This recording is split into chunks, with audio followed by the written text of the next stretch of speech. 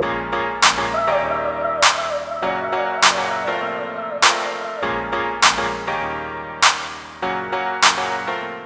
morning, good afternoon, or good evening, depending on your time zone. You are watching Seeds for You by Sherry. And if we're meeting for the first time, I'm Sherry. Today I have a special guest with me. I'm so excited to finally get this young man on my show, Michael Lofton. He is the president and CEO of African American Youth Harvest Foundation. And he's going to be talking to us about the wonderful things that he's doing. He's doing great things in our community, so much so that I was quite impressed, and I just had to get him on our show so that we could talk about this a little bit more. A lot of you probably already know him because of what he's doing in the community. He also had a show before, but for the few people who may not know about him, I'm going to give him space right now to tell us a little bit about himself before we get started. And that's right. Thank you so very much for having me here. It's been a blessing. And the support that you have brought the African American Youth Harvest Foundation, I just want folks to know that you have been there for us, and we appreciate you, and definitely we look forward to working with you. For those of you that don't know, Michael Lofton, I am the founder and executive director for the African American Youth Harvest Foundation. YADO, African American Youth Harvest Foundation, our program and services are available for everyone, irregardless of their ethnicity. But like many other foundations, we focus on programs that's within our community, that's within our culture. It's important because we all understand the importance of cultural connectivity. So we have programs designed for our youth, programs designed for our parents, we have programs designed for the whole family. Basically, our programs involve, providing social services and training.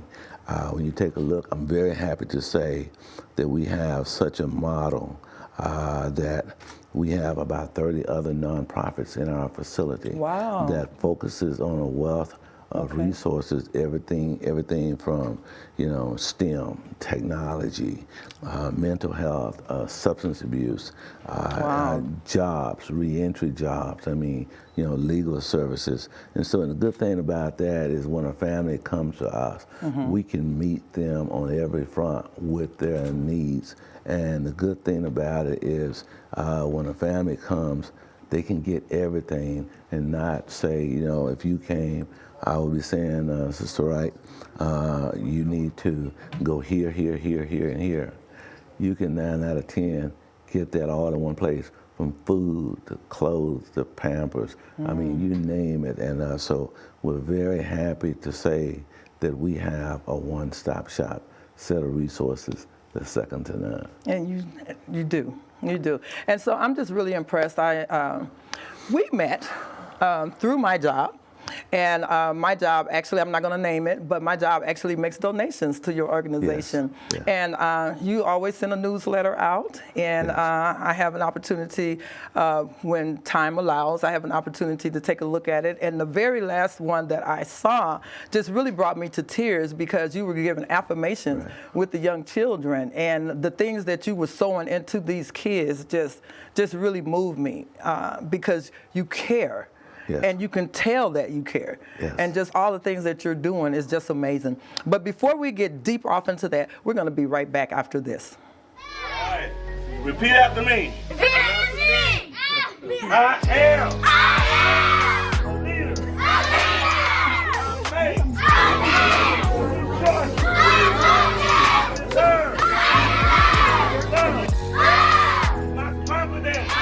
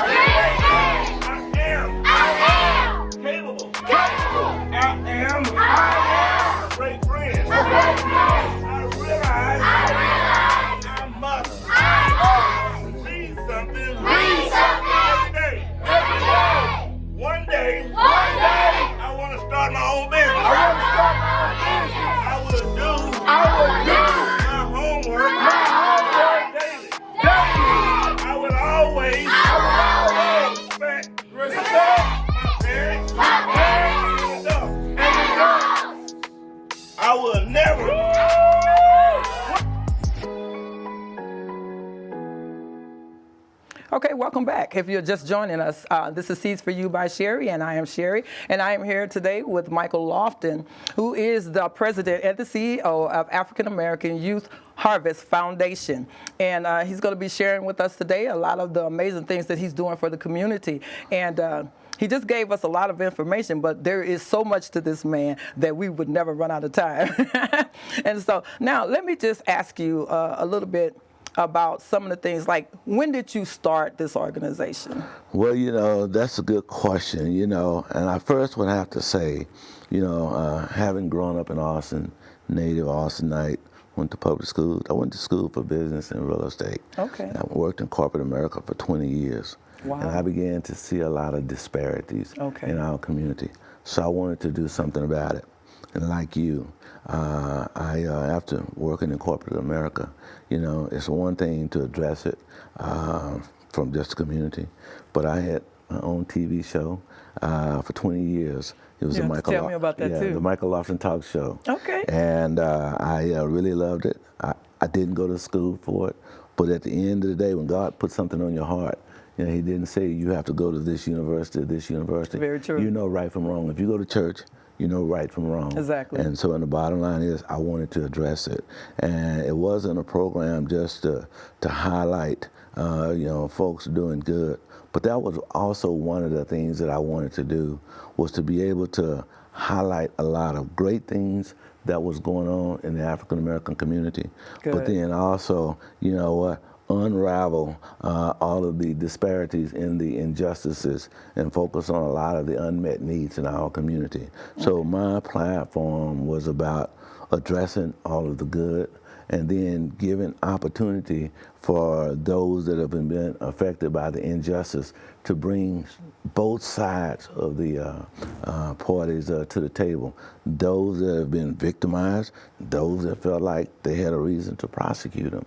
So too often, too many times, I sat in this particular studio about 35 years ago, Wow. you know, and addressed a lot of cases where folks was convicted of crimes that didn't happen.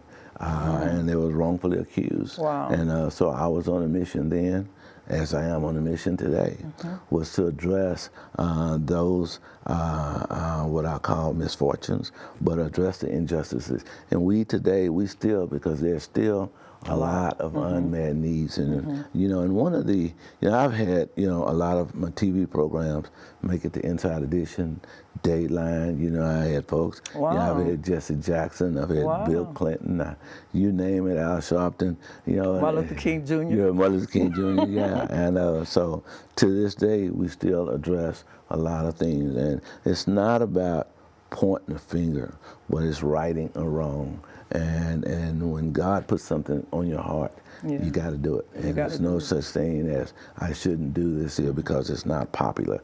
Popular has nothing to do. It's when something is not right, you address it, which ultimately led to me not only, you know, providing a platform to the community for 20 plus years, but then I went on to become a commissioner with the city of Austin. Then, you know, and so you know, have a lot going on. Yeah, after a while, you get tired of talking about the problem. You want to roll up your sleeve. And June 3rd, 2006, I decided to launch a series of conferences because I became frustrated when I looked at the plight of black boys, you know, and how they was progressing.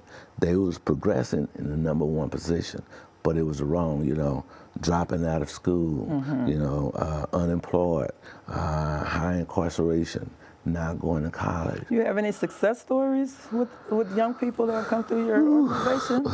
Man, let me tell you. The answer is absolutely yes. Absolutely yes. We have put in alternative suspension programs in the area of middle schools and high schools. In my resource center, I have college, ACC there. We have scholarships for 4-year college. We have scholarships for Austin Community College. All of our programming services are free. When you look at the disparity in health care, we have free health care and doctors in our facility. When you talk about mental health and substance abuse, we have free counseling, free mental health in our facilities. You want to go to school, whether you have, you want a good job, whether you have a criminal record or not. I'm happy to say that we have a multitude of employment opportunities within our facility. You want to go to college, we can walk you right into ACC for free. Wow. So when you take a look at the things that plagued our kids and families in, I'm happy to say that we now have, you know, a robust model of resources. As Martin Luther King mentioned during our interview, he said, you have such a robust program that's second to none. And what we offer is not offered anywhere. But I'm so happy, and I'll say this here, I'm so happy to say that one, we have the only trauma recovery center here in the state of Texas. And with that, and then having a new clinic and all of our services are free, you know, too often, too many times. So how do you do that? And you make it all free? Yeah. Well, you know, through the grace of God, for starters, through the grace of God, is realizing that, one, you have to have the ability to collaborate with others, with partnerships. Because I knew, one, that I could not do it all by myself. But I knew I could partner. I tell everybody my expertise is knowing what I can't do. And when I figured out this is not, I'm not the best at this, but I can go and bring in the best. And so my deal is whatever I wanted, I went and sought to partner with those particular individuals and those nonprofits. And so we brought them all in under one roof. And so, you know, because I knew, one, we were not going to be able to raise all of the monies that we needed. So I brought in individuals, you know, but I brought in agencies as well. You know, it's like, I'm happy to say that we have a City of Austin HR department there.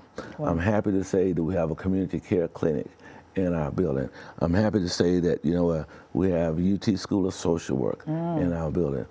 So going to these entities and saying, give us money to hire somebody, you know, I would rather have the whole shish kebab and have the whole agency represented there.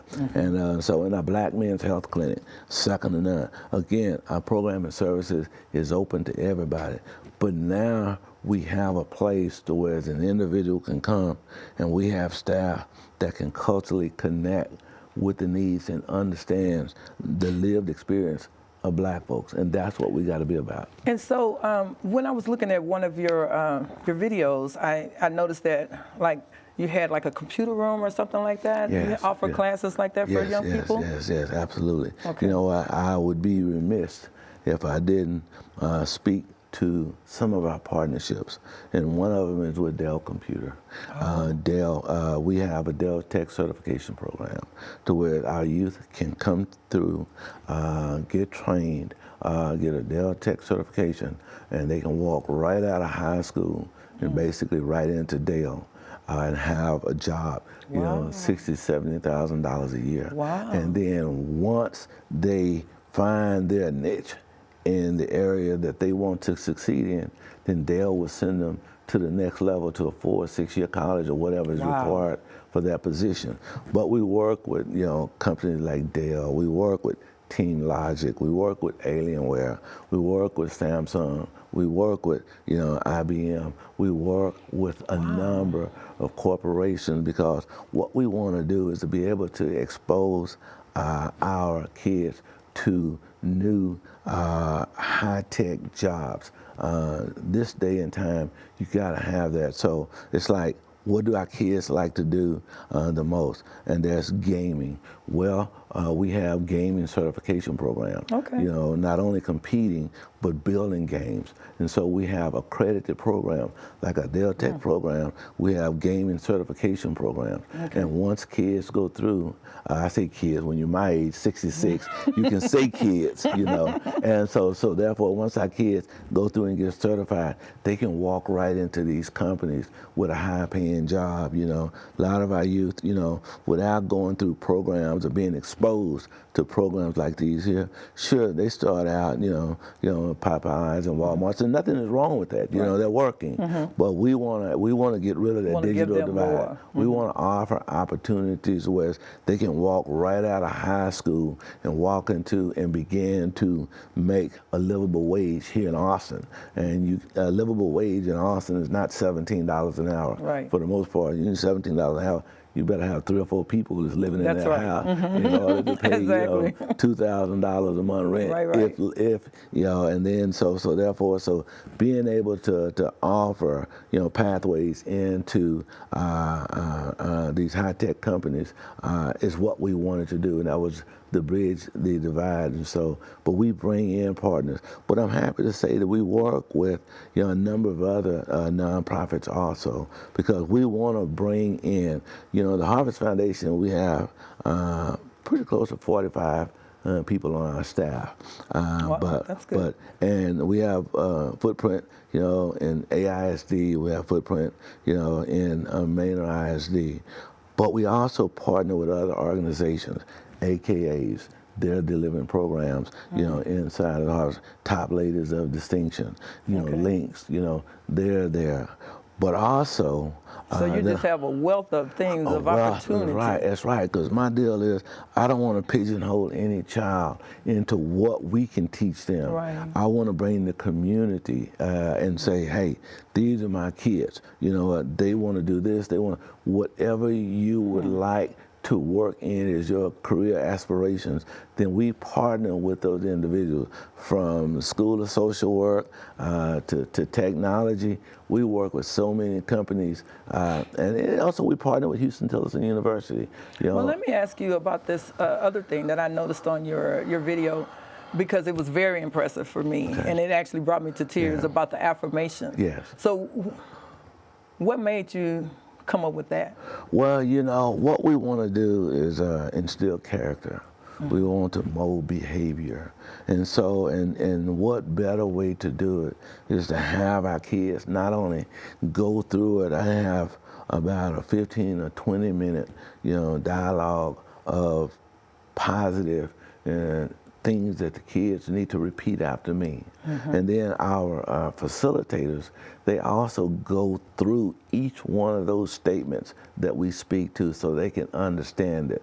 But we want to instill and mold behavior, teaching our kids about, realizing that they can be all that they want to be. And we need to hug them and embrace them and push them.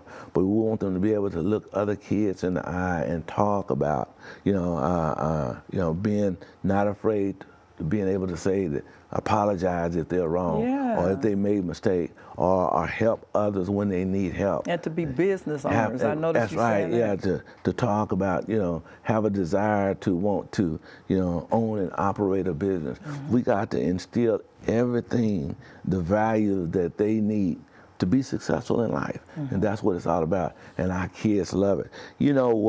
What makes me feel good about that is that, one, we have so many, positive men and women that's there, that's working with the kids, tutoring the kids, mentoring the kids. And we wanted to create a venue to where the mentors could bring their mentees to a place to whereas they get a lot of love and support and trainings from a number of folks, but bringing the kids together. I think also what the kids like is we have our ladies, cook for them.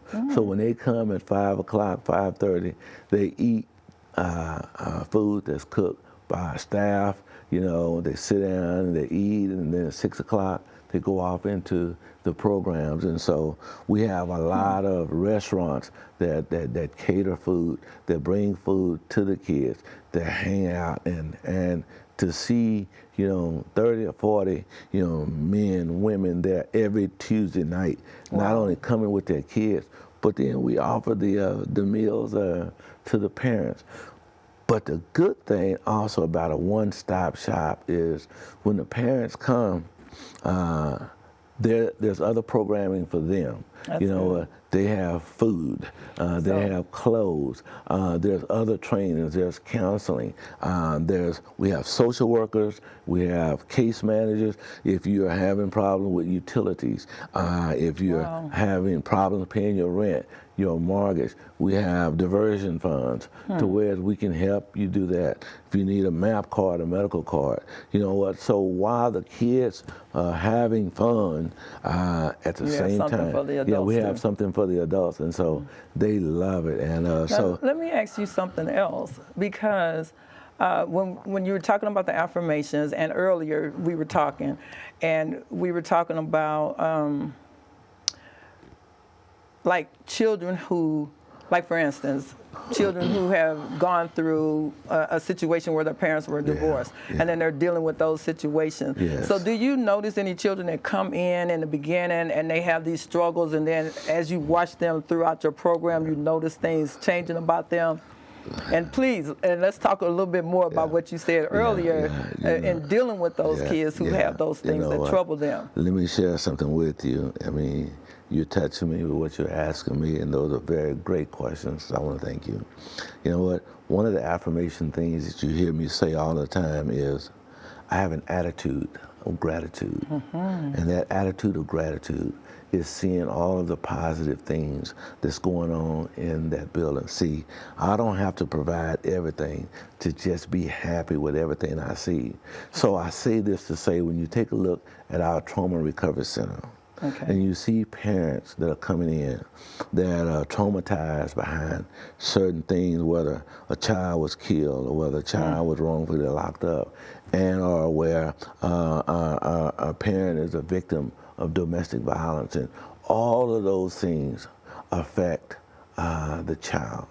And so even though the parent is there for themselves, that child is sitting in that room giving their account for things that have transpired. You know, I am so happy that we now have the Trauma Recovery Center, because over the past 3 months, we've had about 450 or so parents to come in that has a certain need, and they've been victims of some type of traumatization. And so, and when the parents are victimized, the kids are hurting. So not only do we work on the parents, but we also, when the kids come out and they're able to sit and be with other kids that have been through similar situations, but then also be there with other kids and have a place to go and not in isolation. How do we try and get them from trauma to post-trauma growth? How do we help them come out of what eventually would take them down if we don't work with them? So we don't just focus on the parent, we focus on the child as well. And how do we try and bring back some normalcy and have the child to be able to get the grief out, the things that they're struggling with? Because, you know, I'm going to share something else with you. This deep. And the parents, they really need to know this. A lot of times the kids, when they come, you know, we have an intake form, of course, but then we have a needs assessment form. And this needs assessment form is what we also have for the parents. What are the kids' needs? What are the parents' needs? Because our deal is, if we're going to make you whole, if we're going to make the child whole, if we're going to make that household whole, then we got to understand what's going on. What's touching to me and to anybody is when the kids talk about not only what they need, you know, from food to clothes to counseling, but when a child says, my mother needs mental health counseling, my mother needs substance abuse counseling, my mother needs clothes, my mother needs a job, we need food, my lights are off, you know, then the bottom line is, that's how you begin to address it. When you address, you know, these kids are worried not only about their parents, but they are worried about their siblings. They're worried about the baby that's walking around with no Pampers. They're worried about, you know, a boyfriend or girlfriend, or somebody's in the house doing illegal activities. These things affect the kids. We have had kids to come to us talking about suicide because of the crisis and the things that are going in the household. What's also interesting is that we have met with victim services with APD. We have met with victim services with Travis County. And for the most part, those departments focus on the individual that actually was battered or a victim, but very rarely do they focus on the kids. So you can imagine how many kids are still walking around that has been victimized, or the parent or loved one that has been victimized, and they never have counseling. So for us to be able to offer counseling is a blessing. So, and now I'm happy to say that we have 12 counselors, you know, so the kids can come and talk. Because kids are— And that's free too? That's free. That's free. And so I love it. So do you ever get to talk to kids personally that you know are hurting? And how do you talk to a kid, like a child who is a victim of a broken home because their parents were divorced? Well, let me just say this here. Although I am not the counselor, but I'm in on a lot of the intake situations when they first come in, and we go, yes, we need to get you over to a counselor. But there are some of the things that they say that, you know, you can't do nothing but hug them.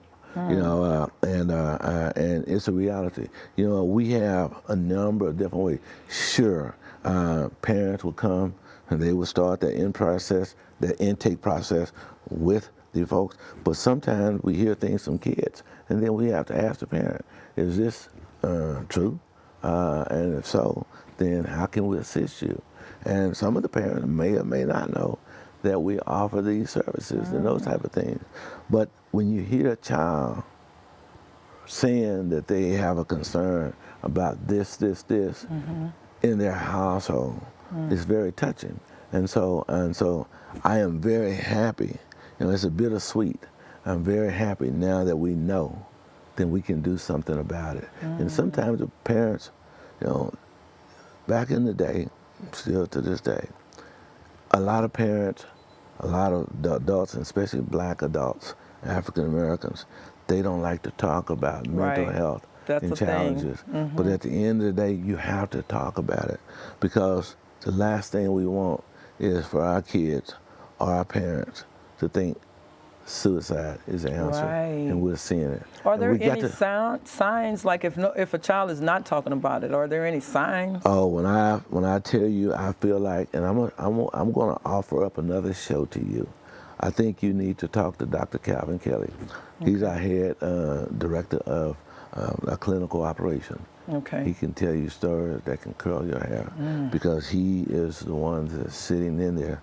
Typically, when he comes to me with a situation, it's because, Michael, we need to get X amount of services for this child, this parent, this family, this household.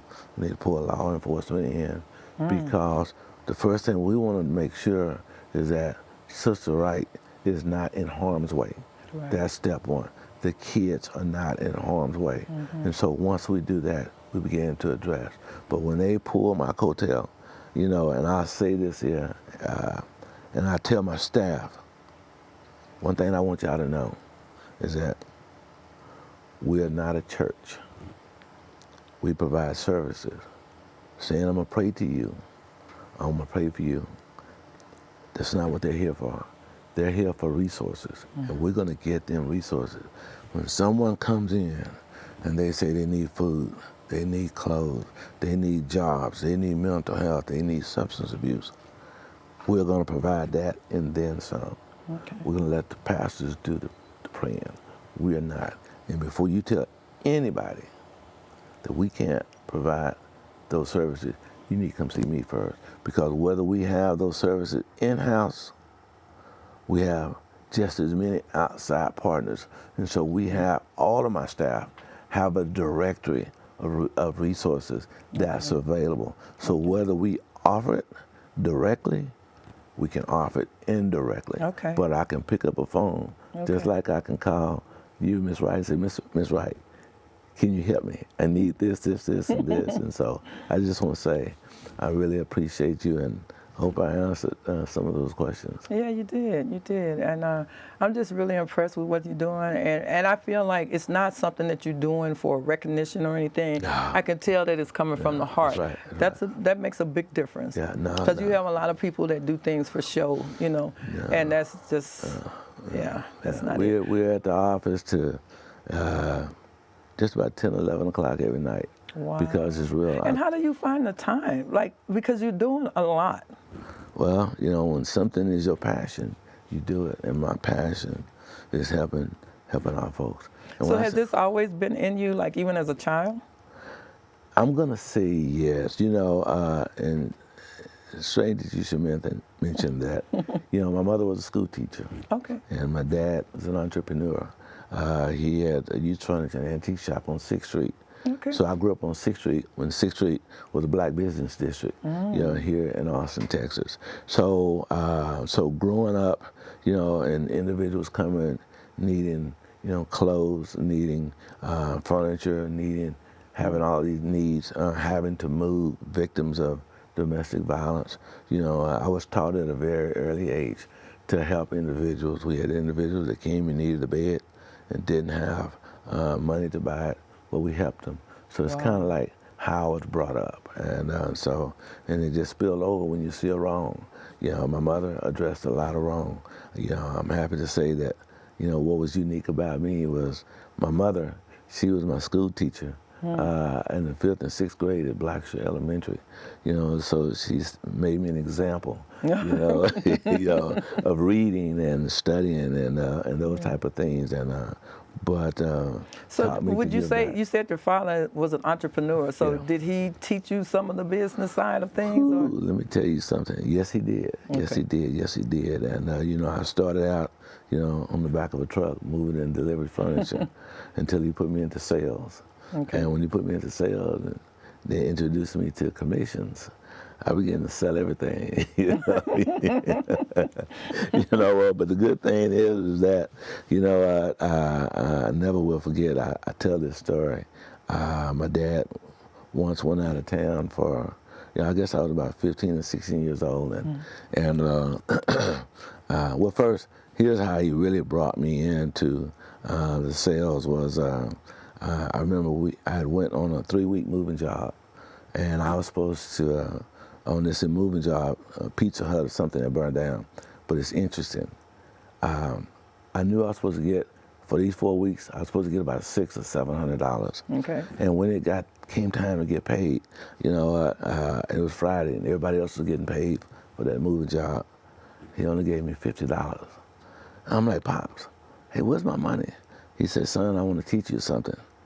I'm like, yeah, you start out by teaching me about paying me. Give me my money. Give me my money. And I just said, no. He said, son, I'm going to show you how to make money. And what he did, he took me to an auction the next day. And I went to this auction, and he bought a lot of furniture. And when we came back, he knew I could sell real good. And when we came back, as we unloaded the truck, he said, boy, put this over there and put this over here. And when it was over with unloading the truck, he said, you see that stack of furniture there? I said, yeah, what about it? He said, that's yours. I said, what do you mean it's mine? He said, I bought it with your money. I said, you bought that with my money? That's not what I wanted to do. Yeah, I said, he said, well, I tell you what, you go over there, you know the prices of what this stuff will sell for. You go over there and you add it all up, and you know what the total would be when you sell it all. And he said, and that's your money. So I went over there and I counted it up. It came to like $1,700, $1,800. And he'd taken $500 or $600 of my money. So I went back to him. I said, Pop, help me with something. I said, are you saying I get a commission off of that? He said, no, it's yours. So if I sell all of this, it's my money. He said, yeah. So he said, now, do you want your money? Or you want to sell that? I thought about it. I said, you know what? Hang on to it. Let me work with it for 2 or 3 days. And by Wednesday, I'd already sold $1,200 worth of stuff. Wow. And it was mine. So nevertheless, that Friday came around, he was going to another auction. I walked up to him and I handed him $500. He said, what's this for? I said, we're going to another auction, aren't we? He said, yes. And so that got me started, you know, of buying and selling my own used furniture and antiques. And I say that to say, but you know, one of the sweetest things that happened, and I won't belabor this, one of the sweetest things that happened to me was when he told me, boy, you got to move out. And what he told me, what happened was, he went on a moving job. Now he went on a buying expedition. And my uncle took me to a state auction. And when we went to the state auction, I started buying stuff in the auction, which I thought I was buying individual pieces, but I was buying it by the lot. And so when the auction was over, I was trying to figure out what was mine. And I asked one of the auctioneer staff folks, hey, what's mine? What did I buy? He said, well, this is yours, this is yours, this is yours. I said, wait a minute, what's mine? He said, I said, all 50 of these beds are mine? All 50 of these dressers and chest of drawers are mine? I said, okay. And so I got the stuff and I told my uncle. He said, boy, where you gonna put all that stuff? I said, we're gonna put it in the store. So we had to rent a couple of trucks. And we got to the store, my dad was still gone. So we pushed all of his stuff in the back of the store. And we loaded all of my stuff in. And I'll never will forget that day, my dad came back, and then Monday morning we was going to the store, and we walked up, and he looked on the inside through the window, and he saw. He looked, I'm smiling, I'm thinking he's gonna be happy. You know, his baby boy done went and bought some furniture. He walked in, he said, son, he said, where did this stuff come from? I said, Dad, I bought it, I did a good job. He said, where's my furniture? It's downstairs in the basement, Dad. It's in the basement. He said, no, son. I said, Dad, don't worry about it. I'm going to give you a commission. So he said, no. He went across the street. I was 17 years old. He went across the street and rented me a building and said, you got to get out. You know. Oh. And he put me in my own building. Okay. And then I had... Well, that was a good thing. That was a good thing. It was a good thing. Well, you know, Dad, you reap what you sow, you know. Okay. But, you know, but he taught me that, and so... And you have siblings? Do you have siblings? Yeah, I have 4 kids. You have 2 kids? Yeah, I have, 2 by my former wife. Okay. And then I have 2 with my current wife. And so the bottom line is 3 of them work with me. 2 of them, run the mentoring programs and our logistics. The other one is an attorney who runs our wills and criminals and so the gentleman that has the braids, is that your son? Yeah. That's your son? Yeah, okay. Yeah, he looks like he enjoys the organization as well. He does. I mean, you know, let me tell you something. They all love it. You know, they all love it. And you can tell. I was just looking at everybody. It looks like you're really happy. It's a happy space and everything. But I was asking you earlier if you have siblings, like you have sisters and brothers. Oh, sure. Yeah. Oh, sure. Yeah. I have 5 brothers and a sister. So they're doing good. Well, I say they're doing good. You know, a couple of them have passed from cancer. That good little stuff. But the others are doing well. Good. You know, and I have one son that works at the post office, and you know, he's going to say, Dad, I'm staying at the post office. He said, once I retire, you know, then I'll come by. So, but he's doing well, but close knit. But I'll tell you something that's interesting about the foundation when we talk about the staff and everybody being happy. You know, for a period of time, as I brought on all of this qualified and great staff working with the kids, these companies was coming saying that they wanted to, you know, work with us and that good stuff. But ultimately what they was doing was, you know, hiring my employees right out from under me. So, you know, so I had to stop and think about that. So I came up with a different strategy. And that was, I decided to hire husband and wives. So at the end of the day, you know, you'll see about half of my staff are married, pretty close to it. You know, so do you have to be married to work with you? No, no. But the good thing about it, you know what, if I take the young man, Corey, you know, his wife works there. If I take, you know, Dr. Kelly, his wife works there. And they all bring a unique set of skills to the table. But I got my executive assistant. Her husband works there. My wife works there. So that way, I don't have to worry about you coming in, taking somebody from me. Okay. Yeah. Am I right? You get to take the whole family. Yeah, We're not doing that. That's right. But I really love it because, we have so many folks that's working with us that are all professional. When I say all professional, and they love what they're doing. But speaking about all professionals, that's unique about our operation. Just because an individual may have master's or PhD is not necessarily the qualifications that's going to keep you at the foundation. If you don't know how to work with kids of poverty, kids that have mental health, individuals that have been incarcerated, those that have mental health and those type of challenges. It seems like it's a calling. Yeah, then the bottom line is, this is not the place for you. And I have no problem in saying, this is just not you. Because, you know what, our folks know when you're genuine. You know what, folks that have things going on know when you're genuine. Exactly. And so therefore, and if your passion is not there, then I have no problem in saying this is not a fit. I appreciate that, yeah. and that's the same with even with school teachers and Right. stuff. Like some teachers are in certain areas. Maybe they're working with children who have those issues at home. Yeah. And if they don't have that at heart, Yeah. then I don't think that's a good fit for them to work with those kind of kids because it takes patience and love. That's It right. takes love. First and foremost, you gotta have teachers in the schools that can connect with the kids in many, many different ways, and especially culturally connect. Our kids know when there's disparities. Our kids know what racism look like and taste like, smell like, feel like, the whole 9 yards.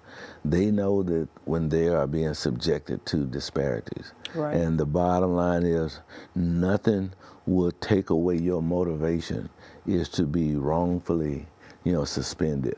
Wrongfully, given opportunities that is not or presented something that's not your best interest. And kids, when they begin to be sent to an alternative suspension program for something that they see other kids not being sent to these same programs, Right. then they begin to lose interest. Right. And what happens then after going through that process 3 or 4 times, then they're ready to quit school. And we know 6 out of 10 that don't graduate, for the most part, end up in the penal system. Right. I never will forget, I had an individual on my TV program years ago, Dr. Claude Anderson. He wrote the book Black Labor, White Wealth. And the bottom line is, he talked about our political system. He talked about the disparities. And one of the questions that he asked me was, our politicians, many of them, doesn't matter about the party, they understand racism. They understand structural and institutional racism. They also understand the process of manufacturing a criminal. And I know that sounds rough, but it's a reality. When you deny a child a proper education, when you deny them, access to good jobs, when you deny them access to resources, and when a child or an individual feels like they're here and the justice system has done things to just wrongfully incarcerate them, you can't rehabilitate a person for a crime they didn't commit. Right. When you have been, sent here for something that you didn't do. And it's a reality. I was just watching, you watch the 13th Amendment. It talks to all of that. I just heard the other day on TV, there's probably, 50, 75,000 individuals that's in prison today that's wrongfully incarcerated there for a crime that they didn't commit.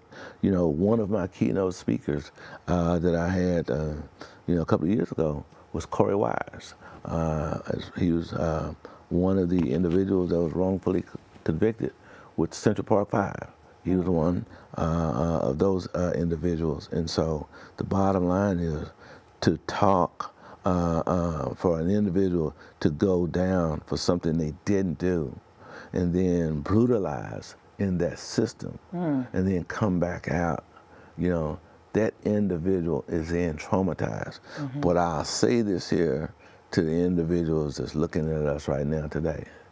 Our Trauma Recovery Center focuses and offers help to those individuals as well, because that is a trauma tied situation that is covered by what we do. And that's individuals coming out that was wrongfully incarcerated or having those type of experiences.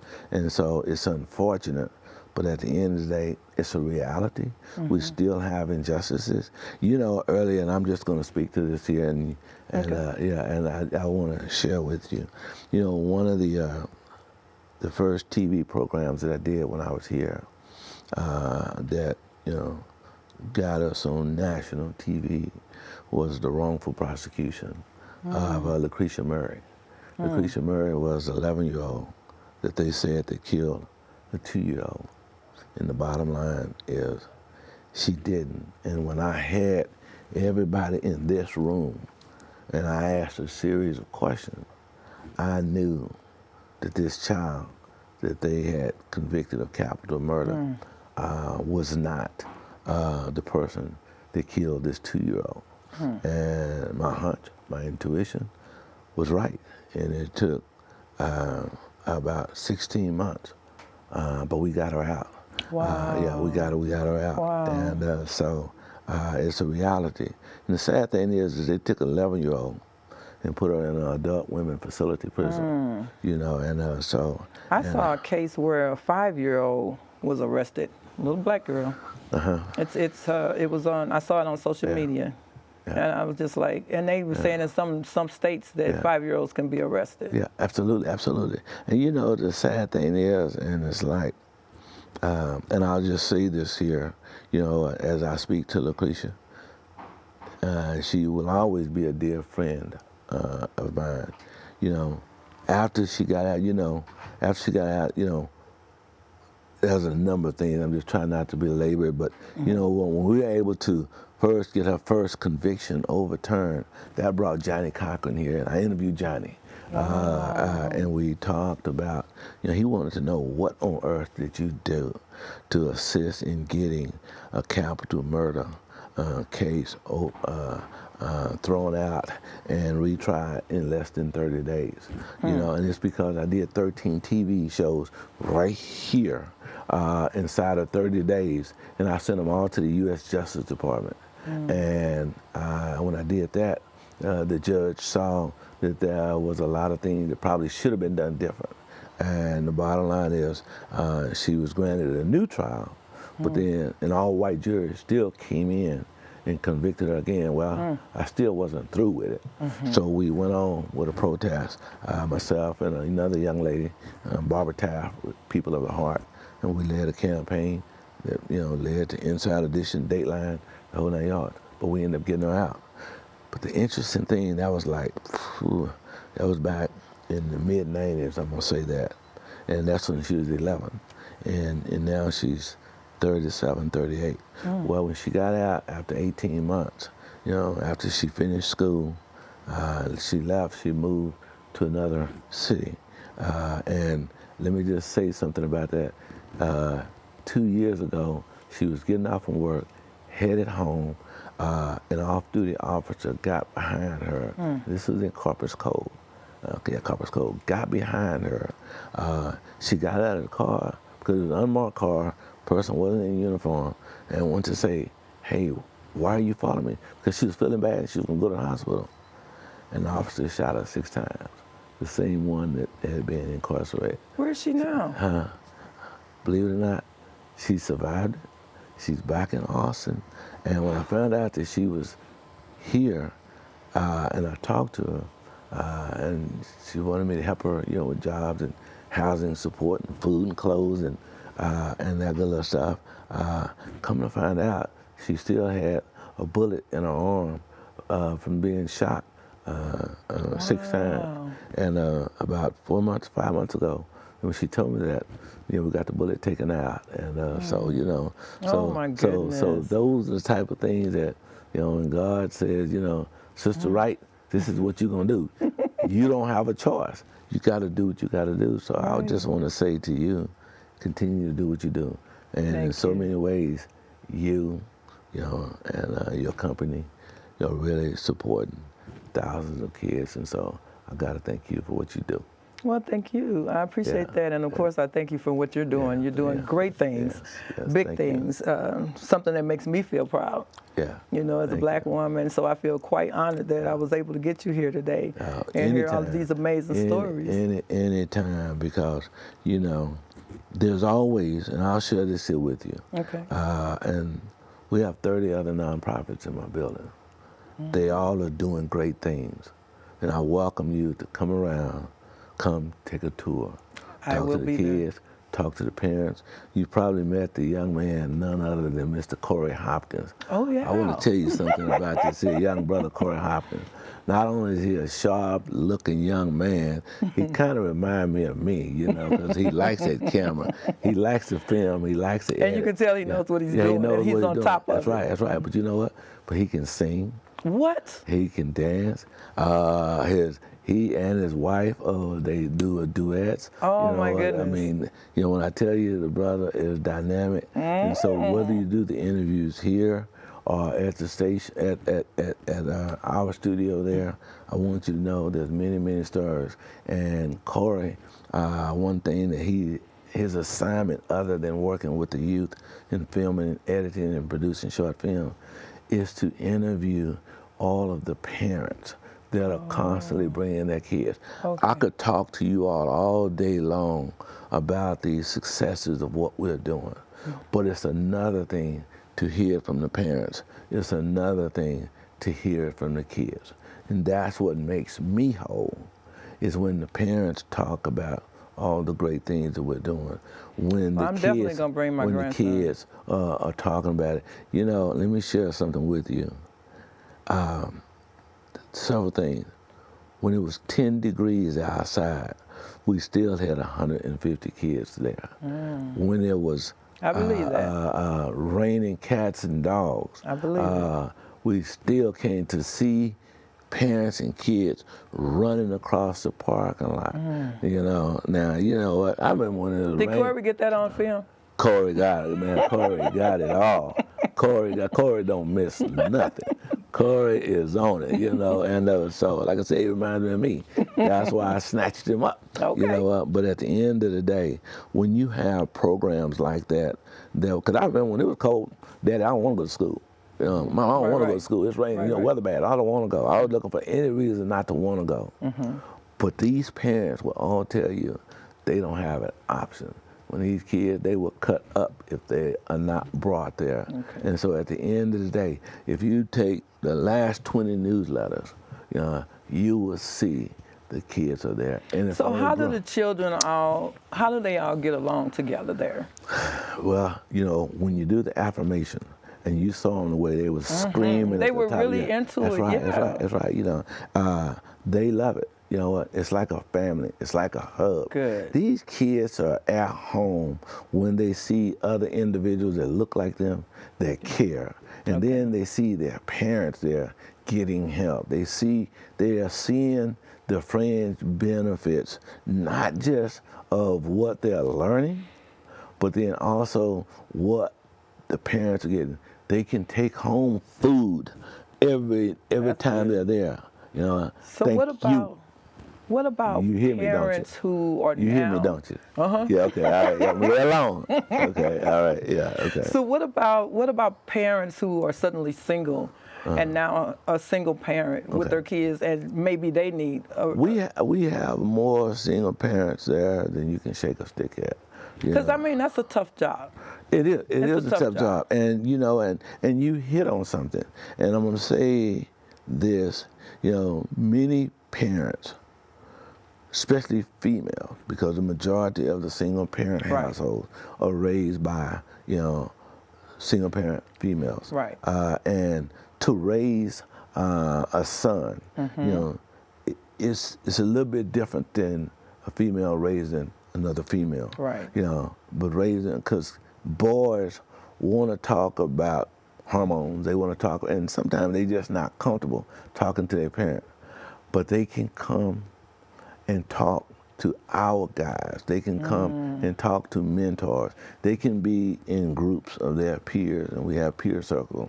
That's why sometimes you'll see groups, or you can see lecture style, or you can see, and folks see our kids on the video games, and they say, well, this is games. No, all of this is not games. They're learning about gaming. They're learning about building games. You know, each one of our stations in our technology center, you know, is valued about $8,000 to $10,000 a station worth of equipment. So we have the best. The only folks that have equipment equivalent to ours is the University of Texas, because we partner with Alienware. We partner with Team Liquid. How do you get all of these partnerships? How does that happen? You know, when God says, "This is what you're going to do," then you go out, and it's about partnerships. But I would take my hat off if I didn't, you know, speak to the staff. My wife works there. You know, my wife, Elaine, she was the chief of staff of FEMA.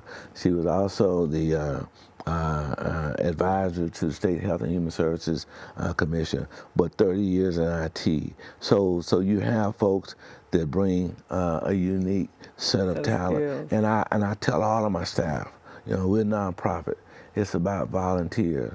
So I charge each one of my staff folks with bringing in at least 4 or 5 folks that you know that works in the same arena or something different that you do, and bring those other career aspirations. So therefore, so in each program, you may find, you know, on Tuesdays, the first hour or so, kids are broken up in groups, you know, age groups, where also tutoring, you know, mentoring, all of those things, and then they're brought back together, you know. And so when you take a look at us, you know, bringing those kids together from the various things that they're going through, and bringing them together and working together as a team, they love it. The parents love it. And a lot of times when we do the affirmations, we bring the parents in as well, because the parents like to be a part of it. And it's nothing that I like more than to see a child coming out of his shell, coming out of isolation, and coming out of, you know, and wanting to be a part of it. And when you constantly see kids coming back, you know, that's when you say, you know, they like it, the parents like it. And I have yet to have parents to say, you know, the kids don't. If we lose a child, for the most part, it's because they have a sport activity on that night. And that's why we're getting ready to go to Thursday nights and Saturday morning. We have other specific programs, but this is what we try and bring them all together to be able to enhance their social skills, you know, of talking. How do you walk up and greet and shake a hand, hold a hand, look them in the eye, and talk? That's the reason we bring so many together, to bring them out of isolation and communicate effectively. Okay, so with the last couple minutes that we have, would you like to share with the audience where you're located? Sure. And first and foremost, I need to thank you. I want to thank you for many, many reasons. And so I just want to say that. But for those of you that are looking today, I want to say thank you. You can find out more about the Harvest Foundation by looking us up at www.aayhf.org. That's aayhf.org. Or you can look up the Harvest Trauma Recovery Center here in Austin, Texas, with 6633 Highway 290 East. It's 6633 Highway 290 East. We're on the corner of 290 and Cameron Road, across from Reagan High School. Our phone number is 478-4480, extension 200. But just look up the Harvest Foundation. Or if you want to see some of our programs, you can go out to YouTube, thanks to none other than Brother Corey Hopkins, and Google AAYHF.org. And there's probably 60 or 70, you know, episodes of things that we have done just within the past year that's out there. We have stuff to go back for years. Okay. But if you just take a look at what we're doing, look at the kids, hear the testimonies of the kids and the parents and the many, many things that we have going on. But I encourage each and every one of you, if you want to volunteer, if you want to be a mentor, if you want your kids to be, in our summer camp, or be a part of the backpack drive. We have so many different programs, but backpack, toys, Christmas, Thanksgiving, we're there, and we want to help. And all of our programming services are free. So stop by, take a tour, see what we're doing, come and volunteer, donate, whatever will make you happy, but bring the kids by as well. Thank you.